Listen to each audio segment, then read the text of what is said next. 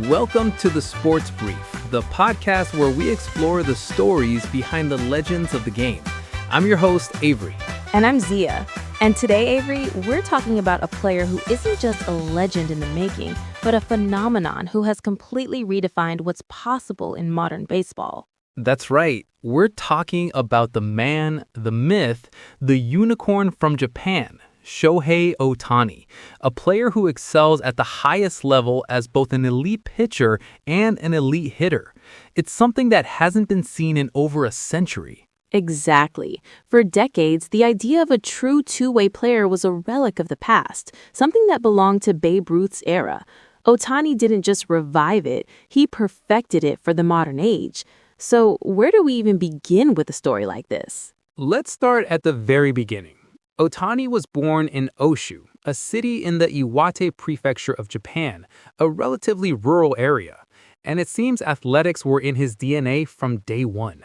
That's the core of the issue, isn't it? Our framework for understanding baseball greatness is built on specialization. You're either a great pitcher or a great hitter.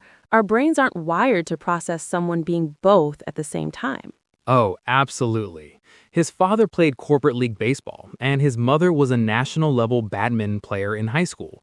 You can see where he gets that incredible athleticism. He was the youngest of three, and apparently his focus on baseball was intense from a very young age. It completely breaks the statistical models we've relied on for decades. Think about a metric like wins above replacement or WAR. It's designed to measure a player's total contribution, but Ohtani is essentially two elite players in one roster spot.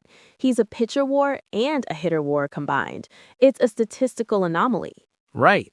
He attended Hanamaki Higashi High School, which has produced other professional baseball players like Yusei Kikuchi. But Ohtani was different. He wasn't just another prospect. He was a prodigy.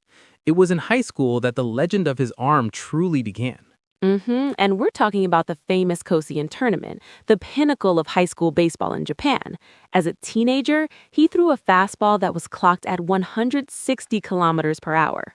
Which, for our listeners in the States, is just a tick under 100 miles per hour.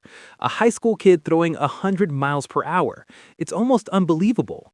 That's a speed that most MLB pitchers will never reach in their entire careers. It really is. And naturally, that kind of talent got everyone's attention, not just in Japan, but across the Pacific. Major League Baseball scouts were already buzzing about this kid. He even announced his intention to skip playing professionally in Japan and jump straight to the majors. Which brings us to a pivotal moment in his career. The Hokkaido Nippon Fighters of Japan's NPB drafted him in the first round despite him saying he wanted to go to the U.S. And this is where the story takes a fascinating turn. The Fighters didn't just draft a player, they presented a vision. Exactly. They came to him with a detailed plan. They essentially said, "We know you want to be the best in the world. Come with us and we won't make you choose between pitching and hitting. We will help you develop both." They even gave him the number 11 jersey previously worn by their ace, Yu Darvish. It was a bold promise. A promise they absolutely delivered on. For 5 seasons with the Fighters, Ohtani did the impossible. He was a starting pitcher in the rotation, and on his days off from pitching, he was the designated hitter. And he wasn't just competent at both, he was dominant. Right. In 2016, he had what many consider one of the greatest single seasons in NPB history. As a pitcher, he had an ERA of 1.86. As a hitter, he hit 22 home runs and had an OPS over 1,000. It's just staggering to even say those numbers together. He became the first player in NPB history to be named to the All-Star team as both a pitcher and a hitter. He won the Pacific League MVP that year and led the Fighters to a Japan Series championship. He had conquered Japan. The world was next. And the hype for his move to MLB was unlike anything I've ever seen. Every team wanted him. He was dubbed the Japanese Babe Ruth before he ever threw a single pitch on American soil. So after the 2017 season, the Fighters posted him, allowing him to negotiate with MLB teams. Because he was under 25, he was subject to international bonus pool rules, meaning he couldn't sign a massive 9-figure contract. He was leaving hundreds of millions of dollars on the table to come over when he did. That just shows it was never about the money for him, right? It was about the challenge. He narrowed his choices down to a handful of teams, and the entire baseball world was on pins and needles. Then he made a decision that surprised a lot of people. He chose the Los Angeles Angels. Not the Dodgers, not the Yankees, but the Angels. Many analysts were shocked, but in retrospect, it made a lot of sense. It really did. The Angels were in the American League, so the designated hitter spot was available for him. They were on the West Coast, which made travel to Japan easier. And perhaps most importantly, by joining the Angels, he could develop out of the massive media spotlight that would have been on him in New York or Boston. He could just be, well, as much as Shohei Ohtani can just be, he could be himself. And he hit the ground running in 2018. The questions were all there. Can he hit MLB pitching? Can his stuff play against MLB hitters? Can his body handle the strain? He answered all of them with a resounding yes. He homered in 3 consecutive games in his first week at home. On the mound, he was striking out guys with 100-mile-per-hour fastballs and a devastating splitter. He was everything as advertised and more, and he comfortably won the American League Rookie of the Year award. But then adversity struck. Late in that season, it was revealed he had damage to his ulnar collateral ligament, the dreaded UCL injury.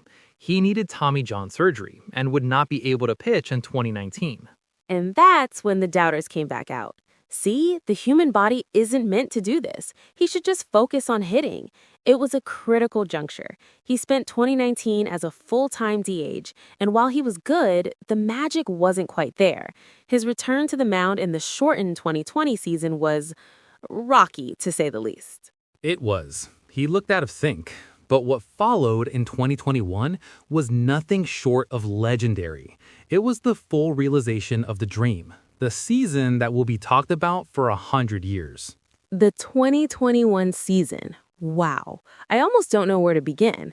At the plate, 46 home runs, 100 ADIs, 26 stolen bases.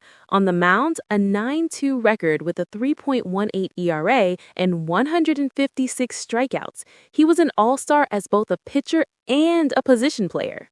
He did it all. He was the starting pitcher for the American League in the All-Star Game and also the leadoff hitter. That single image sums up the absurdity and the brilliance of what he was doing. It was a video game character come to life. It really was. He was unanimously voted the American League MVP. There was no other choice. And for anyone who thought it might be a fluke, he just kept going. In 2022, he was arguably even better, finishing second in MVP voting only because Aaron Judge had a historically great offensive season. Then, in 2023, he put up another masterpiece. 44 home runs, a league-leading 1.066 OPS, and on the mound, a 10-5 record with a 3.14 ERA. He won his second MVP award, again unanimously. The only other player to win MVP unanimously twice? Frank Robinson. Ohtani did it in the span of 3 years. Unfortunately, that season also ended with another elbow injury requiring a second major surgery. But even that couldn't overshadow his historic free agency. The entire sports world waited to see where he would sign. And he ended up making the move everyone originally expected, signing with the Los Angeles Dodgers for a contract that shattered records. 10 years, $700 million. The largest contract in professional sports history. It's an unbelievable number, but for a player who provides the value of 2 superstars, it almost makes sense. And the structure of the deal is fascinating, with most of the money deferred to be paid after the contract is over, giving the Dodgers financial flexibility. It shows his priority is winning. Of course, his start with the Dodgers hasn't been without major challenges, specifically off the field. The gambling scandal involving his longtime interpreter, Ippei Mizuhara, was a huge shock and cast a shadow over the beginning of a season. Right. It was a massive story and a true test of his focus and character. Federal investigators have since cleared Ohtani, framing him as a victim of massive theft. But it was a turbulent time that showed just how immense the pressure and spotlight on him truly is. Yet through it all, he has continued to perform at an elite level at the plate while he recovers to pitch again in 2025. It speaks volumes about his mental toughness.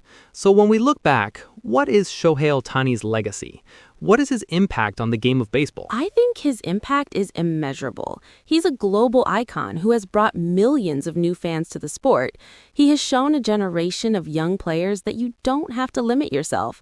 The Ohtani effect is real. You're seeing more and more amateur players trying to become two-way players. That roster spot value is the hidden multiplier. Teams are always trying to squeeze the most value out of their 26-man roster.